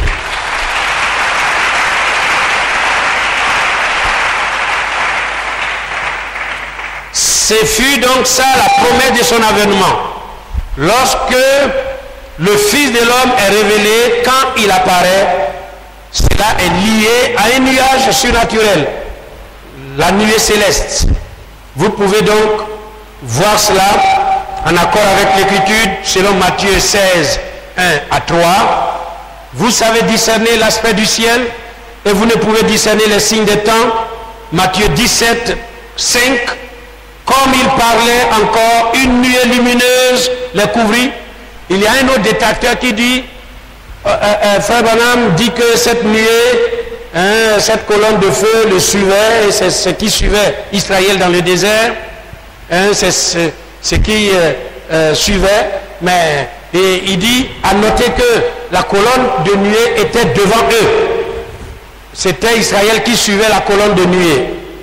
Et puis après, il se contredit, il dit, bien sûr, quand l'armée de Pharaon venait contre-attaquer Israël, la colonne était derrière. Mais en réalité, Dieu était devant et derrière Israël. Dieu couvrait Israël. Il était, vous voyez, son avant-garde et son arrière-garde. Ça, c'est ce qu'il ne voyait pas. Alléluia. Amen. Amen. Amen. Bien sûr. Oh, alléluia. Il dit, l'ange de l'Éternel campe autour de ceux qui le craignent et les arrache du danger. Voilà. Alors, ici, il a dit, comme il parlait encore, une nuée lumineuse. Toujours la nuée. La nuée a toujours suivi. Voilà. La Bible, le Nouveau Testament, depuis l'Ancien Testament, le Nouveau Testament. Alléluia. Et c'est cela. Gloire au Seigneur. Le couvrit et voici une voix se fit entendre de la nuée et fit entendre ses paroles. Celui-ci est mon fils bien-aimé en qui j'ai mis toute mon affection. Écoutez-le. Dans Luc 21, 27. Alors on verra le Fils de l'homme venant sur une nuée avec puissance et une grande gloire. Toujours la nuée accompagne le Seigneur. Alléluia. Dans Actes 1, 19, après avoir dit cela, il fut élevé pendant qu'ils le regardaient et une nuée le déroba à leurs yeux. Je vais vous faire cette remarque. Regardez bien la colonne de feu qui suivait Israël dans le désert au jour de la Pentecôte. C'est subdivisé, vous voyez, en petites flamèches. Et chaque flamèche c'est-à-dire des petites flammes, des flammes de feu, ou dans d'autres versions, des flammes de feu se posaient sur chacun d'eux. Ça ne date pas d'aujourd'hui. Alléluia. Si ces jours-là, on avait pu avoir une caméra pour que la chose, Dieu permette que la caméra filme, nous verrons, vous voyez sur chaque apôtre, vous voyez cette colonne de feu, voilà cette portion de flamèche au-dessus d'eux. Et sur chaque chrétien authentique, né, baptisé du Saint-Esprit, se trouve aussi, vous voyez, cette colonne de feu qui nous suit. Alléluia. Amen. Ce n'est pas une chose, voilà, ancienne. Il faut lire la Bible. Il faut comprendre la parole de Dieu. Amen. Et voir dans le contexte comment Dieu, vous voyez, montre ces choses à nouveau. Alléluia. Amen. Amen. Amen. C'est par la colonne de feu, de nuée, de feu, que les sorciers ne peuvent vous regarder. Ils ne peuvent percer. Ils ne peuvent vous atteindre. Parce que vous êtes entouré de cette colonne. Alléluia. Amen. Oh, le papa qui est assis là, le plus grand sorcier de Gaumont, a dit il est environné d'une flamme. Alléluia, de feu. D'où vient cela? C'est la colonne de feu. Amen. Aucun magicien de l'Égypte ne pouvait percer cela et atteindre Israël. Jamais. Aucun sorcier. Alléluia. Amen. N'est-il pas merveilleux? C'est ça qui nous détermine. Alléluia. Donc, à travers les ondes, voilà les détracteurs. Souvenez-vous que dans le Nouveau Testament, la colonne de nuée de feu accompagnait toujours les croyants. Amen. Amen. Gloire au Seigneur. Que dira-t-on encore? Car le temps manquerait. Parce qu'il est presque midi, alors je fais aussi la conclusion. Que dira-t-on encore? Car le temps manquerait pour parler, vous voyez, à la manière de Paul, hein, de parler, parce que nous sommes environnés d'une si grande millier de témoins. Alléluia. Le temps nous manquerait de parler de ce que Dieu fit au travers de son serviteur William Branham dans le relèvement miraculeux du roi George V, atteint de sclérose en plaques en 1950. C'est une sale maladie, vous voyez, hein, qui fait pourrir votre corps et tout cela.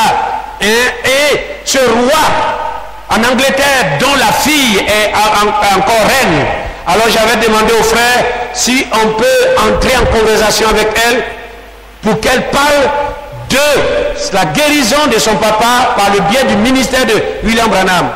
Hein, celle qui est maintenant là, hein, la reine Elisabeth, bien sûr.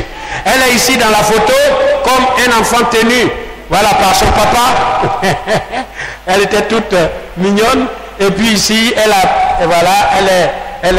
est bien ici, je crois. C'est elle qui est ici. Voilà. Alléluia. C'est elle qui est ici, je crois. Voilà. Alléluia. Voici Georges. Amen. Et sa femme. Et voilà. Ici aussi, c'est écrit. Et c'est cela le temps. Le rose, le voici là. Et que ce soit, quand vous rentrez, ici il a dit, the King's Private Secretary, hein, le secrétariat privé du roi, voilà, a entendu ces choses et a montré qu'effectivement, George V, le roi d'Angleterre, a envoyé, voilà, des télégrammes à Frère Branham pour qu'il vienne prier pour lui. Frère Branham, à un moment donné, a montré que il allait ailleurs, il ne pouvait pas venir là-bas et qu'il prierait pour lui. Voilà, il prierait en distance pour lui. Et une deuxième fois, il lui a fait encore ce télégramme. Viens prier pour moi. Alléluia. Et puis, quand Frère Branham s'est disposé à partir, il a rencontré sur ce passage aussi Vous voyez cette femme venant de l'Afrique du Sud, dont on en parle tant. Quel est son nom? Alléluia. Très bien. Sister Florence Nightingale. Alléluia. Et qui était atteinte du cancer de l'estomac. Mais elle ne mangeait plus. Elle pesait comme le poids d'un bébé. Pratiquement 20, 22 kilos. 22 kilos. Elle avait complètement dépéri. Et elle mourait. Alléluia. Vous pouvez voir ici sa photo, comme tous les précédents prédicateurs en ont parlé. Alors ici, elle s'est prêtée volontiers. Voilà, photographe, prenez ça, envoyez ça à Frère Branham et qu'il vraiment sente la miséricorde dans son cœur pour moi, afin qu'il prie pour moi. Et elle a expédié ça. Et Gordon Lindsay a reçu la photo, je crois, ou Bosworth, et a communiqué ça à Frère Branham plus loin. Alléluia. Tandis que Frère Branham ne savait pas comment venir en Afrique du Sud, etc., etc. Alors cette femme, comme elle a entendu que Frère Branham faisait un voyage, elle a pris un avion là-bas. Nous l'avons entendu, le médecin lui a dit, si tu montes dans un avion, tu meurs. Elle dit, par la foi j'irai, parce que si je reste, je vais mourir. Vaut mieux partir. Si je meurs en route, tant mieux. Et elle a pris l'avion avec toutes les secousses et tout cela. Voilà. Parce que là-haut, il faut être bien portant. Elle est partie quand même. Et Dieu a permis qu'elle croise le prophète qui est en transit. Alléluia. Et juste le prophète a prié pour elle. Et là, c'est là que le signe de l'Afrique a démarré à cause de cette femme. Alléluia. Frère Branham voyait bien sûr la lumière verte après avoir prononcé le ainsi dit le Seigneur. Voilà, sur cette femme, tu es guéri. Le cancer de ton estomac a disparu. Il voyait que depuis l'Afrique du Sud et tous les pays alentours, une lumière verte plane sur les Africains. Alléluia. Amen. Amen. Le temps nous manquerait de parler de cela, de parler de la guérison du sénateur William David Upshaw. Voilà. Alléluia. Le voici ici. Oh, voilà, c'est un grand sénateur. Il est pratiquement mort, mais il se tient debout. Et qu'est-ce qu'il dit? Il dit, je me tiens debout sur les promesses de Dieu. Alléluia. Quand il a reçu le ainsi dit le Seigneur. Amen. Oh, cet homme est revenu à la vie et il se tient debout. Il a pris cette photo. Il dit, je me tiens debout sur les promesses de Dieu. N'est-il pas merveilleux? Ce matin, qui que vous soyez, quelle que soit la maladie, il est encore le même aujourd'hui au milieu de nous. Alléluia. Alléluia. Amen. Gloire au Seigneur. Gloire au Seigneur. Oh, merveilleux. Merveilleux, merveilleux. Et puis, nous avons la prophétie, c'est cela. Après cela, la prophétie ou les prophéties de Frère Branham. Il y avait tellement d'autres témoignages. Prenez simplement la biographie et vous lirez des centaines et des centaines de témoignages. Alléluia. De la résurrection de ce petit garçon de Finlande écrasé par la voiture. Alléluia. Auparavant, Frère Branham était dans sa chambre et il a reçu une vision avec le décor. Voilà, il était dans un paysage vraiment hors des États-Unis et il regarde chaque montagne et regarde la piste, la voie, la route dans la vision. Et puis, il voit une grande foule avec des policiers, des policiers, tout cela. Et puis, la vision l'amène vers un enfant qui est écrasé, qui vient d'être marché sur par une voiture. Et puis, la voix lui dit, ainsi dit le Seigneur, cet enfant reprendra vie. Ainsi, frère Branham a gardé ça et il dit, il a écrit sur la couverture de sa Bible cette vision. Et comme la vision ne trompe point, finit toujours par arriver. Des années sont passées et il voyageait en Finlande. Et puis, arrivé à un moment, il y a eu du tumulte. Frère Branham ne se souvient de rien. Il était là, la voiture, le convoi ralentissait. Et puis, oh, le bruit parcourt qu'il y a un enfant qui vient d'être renversé par une voiture. D'accord. Il était là, à l'arrière de la voiture. Il ne pouvait, lui, prier pour la campagne, bientôt de guérison, qui va avoir lieu dans quelques heures. Et voilà subitement qu'il voit à nouveau les tenues de ces hommes, voilà, de ces policiers ou de ces hommes en armes. Et puis, il regarde, il sursaute, il regarde, voici le même décor, les mêmes montagnes, les mêmes arbres, le même décor. Il dit, ainsi dit le Seigneur. Oh, c'est cet endroit dont je vous avais parlé tant et tant de fois. Alléluia. Il se rappelle exactement, vous voyez de la vision. Amen. Et il se lève, il sort de la voiture, il voit le même visage, c'est l'enfant. Il dit, ainsi parle le Seigneur, cet enfant vivra. Gloire au Seigneur. Quel ministère béni. Quel ministère béni. Oh, alléluia. Alléluia. Le temps nous manquerait. Comme vous voyez l'Épître aux Hébreux dit de parler de Gédéon, de Jephthé, de Samson, de temps. Nous aussi, le temps nous manquerait de parler de ce que Dieu a fait et continue de faire à notre jour.